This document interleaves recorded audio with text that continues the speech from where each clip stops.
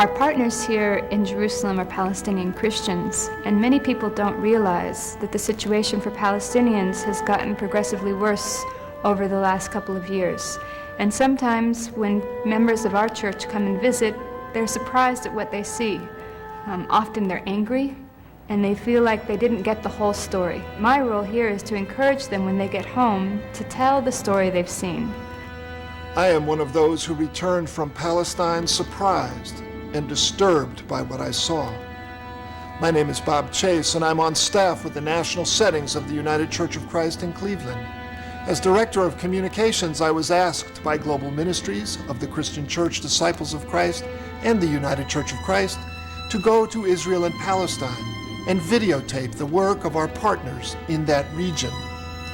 And I saw wonderful work being done on our behalf, work that is transforming lives and meeting real human need.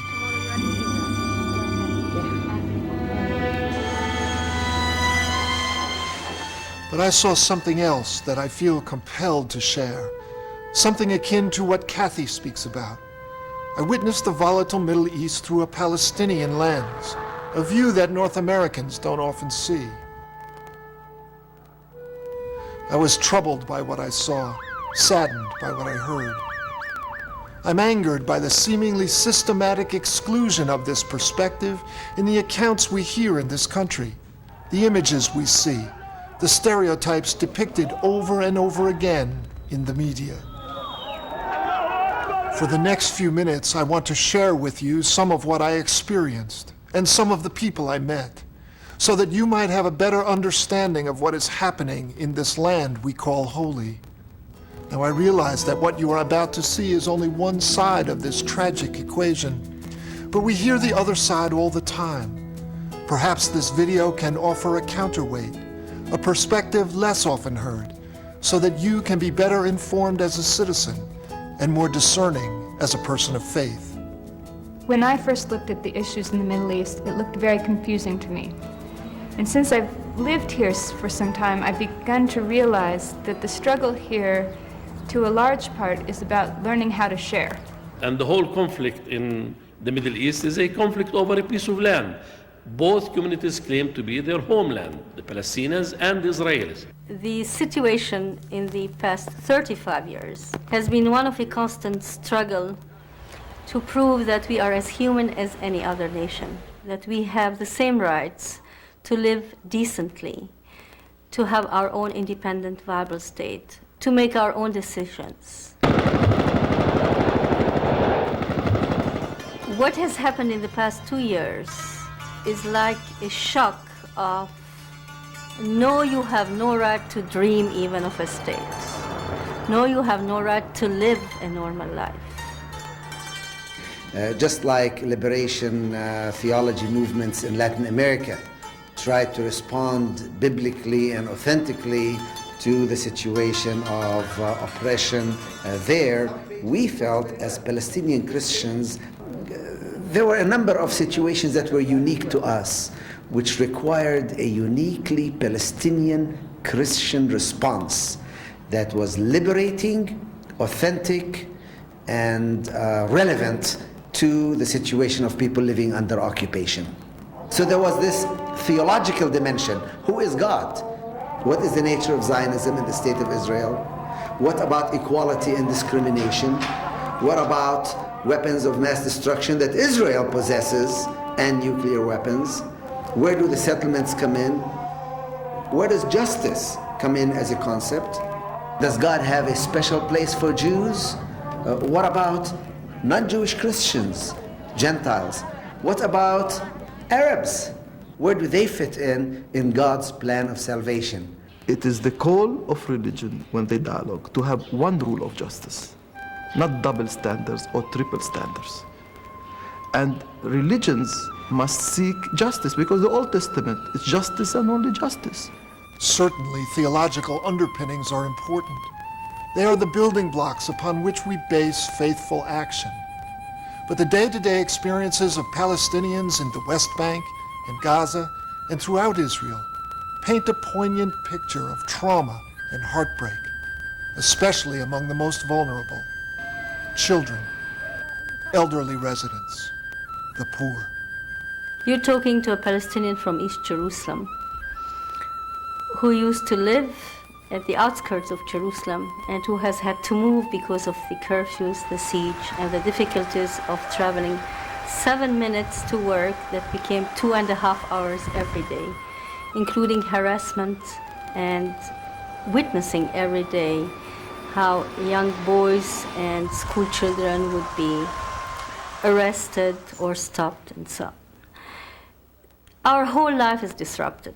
Again, we had to witness and experience the homes that have been demolished by the thousands. People killed, people humiliated at checkpoints. More than all of this, the right of return is the privilege of any Jew anywhere in the world. Whereas our people who escaped for their lives or who were expelled or were asked by the Israeli armed forces in 1948 to move away from their home village for a week or a few days and then be allowed to come back, they were never allowed to come back. Among them is a brother of mine who still lives in Beirut. In this conflict, Israel perpetrated for the last couple of years very systematic war crimes.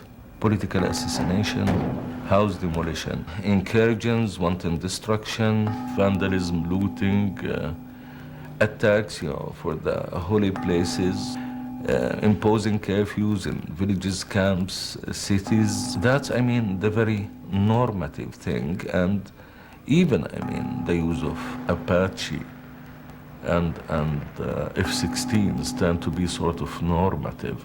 As a human rights activist, I don't think Palestinians do enjoy special genetics, but they have very special experience of deep suppression, oppression by this belligerent occupation.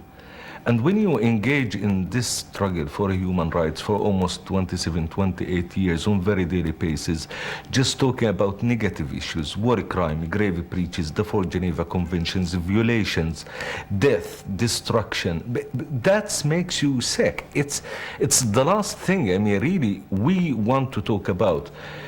I would love, as a human rights activist, to engage in a real positive way. We want to have a real democratic system, that we can have, elections, freedom of expression, assembly. We don't want to see political prisoners. We want to defend women's rights, children's rights, gays' rights, real issues, that we can handle as a Palestinian, to defend the poor, to defend the marginalized, to improve the conditions of life. Now, we just talking about the dearths of the occupation, just the crimes of the occupation. The impact is not only on Palestinians. Israelis also pay a price. It is a sad irony of history that 60 years earlier, crimes against humanity that were perpetrated upon Jews are now in evidence against Palestinians. Somehow now the most dominant voices in the Jewish community in Israel are the very right-wing extremists who talk a language that can only be described as extremely racist, fascist, speaking about ethnic cleansing, about transfer and expulsion. Transfer means this is a Jewish state, Arabs have no place in a Jewish state, kick them out. Push them out, squeeze them out, get them to leave under whatever pretext you choose, because the goal of Zionism has always been to cleanse this land of non-Jewish population. I know these terms are harsh and they sound offensive, and they should, because they are really very evil terms, but they are currently discussed in the Hebrew press all the time. They use the term transfer, but the intention is ethnic cleansing. Israel will have to buy 4.5 million plastic bags if they try to implement this political platform. I, for one, for example, will never leave my homeland.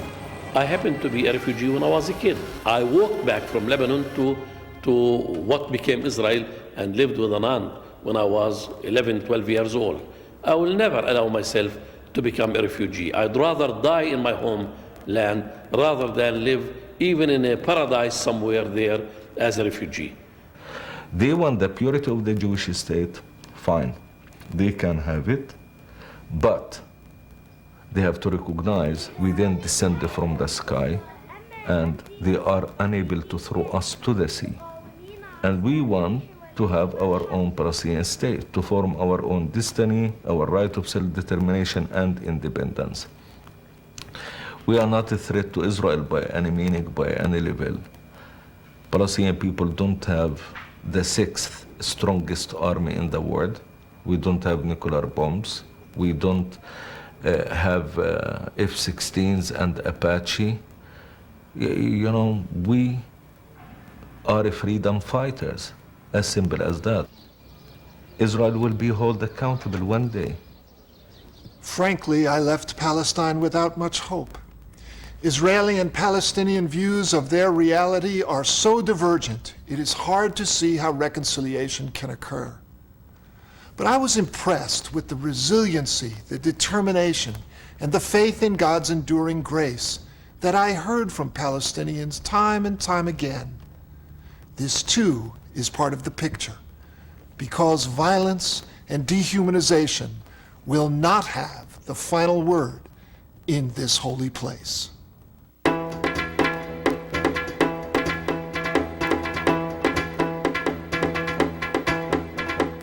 People here are having a very difficult time right now, and our support of their struggle is what gives them hope. I believe that there is hope as long as there is one single person who believes in the end of the occupation, and there are many more who believe in the end of the occupation. It is very unfortunate that what the West sees is the acts of desperation of suicide bombers who have given up their faith and given up their hope and given up any possibility of a future for themselves and for their country, and they just want to go out in a flame of glory or destruction or revenge or frustration. Now, I've felt that frustration. I know how a person feels when he wants to give up and blow himself up. By the grace of God, I don't go that path. Ours is a very long crucifixion, but resurrection will come. This situation cannot last. There is no strong empire in all the history that this country has seen that has ever lasted. The way forward is for the Israelis to recognize the right of the Palestinians to a place under the sun on Palestinian soil in the West Bank and the Gaza Strip in accordance with the United Nations resolutions, with East Jerusalem as its capital. If you seek security, then the best of secure borders are reconciled neighbors. The closest of neighbors are the Palestinians. They've been here, we lived side by side for thousands of years. It's time that the international community, led today by the United States of America, implement the United Nations resolutions. Namely, Israel need to withdraw from the occupied territories of 1967, recognize the right of the Palestinians to self-determination, their right to a state of their own, side by side with Israel, then perhaps together we will become a blessing. When I look at the world, we are noticing that people are ignoring each other much more than we think. The gap between peoples and nations and religions in a globalized world is much more wider than it used to be in the past. I believe we have to see what are the positive values in Islam, Christianity, and Judaism that can work for justice, peace, and reconciliation. We need to sit with Muslims and Jews and not to convert them, but we need to sit with them to know what they really believe and what are our differences and our affinities and similarities. My hope is in human beings on both sides, in two peoples and three religions in this part of the world who have to live together, who will have to have the courage to work for peace. There is no other way out.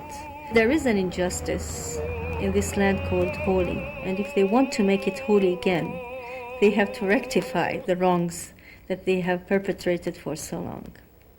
I still continue to have faith in God, that He is sovereign, that this evil, this occupation, this oppression is not going to have the last word, that it is not going to persist forever, that there is something else, something better for us Palestinians and also for Israelis. We have to see God in the other. When we see God in the other, we accept the otherness of the other. Then, when we accept the otherness of the other, then we accept each other's human, civil, religious, and political rights. Only then Palestine and Israel will become a promised land of milk and honey for both Palestinians and Israelis.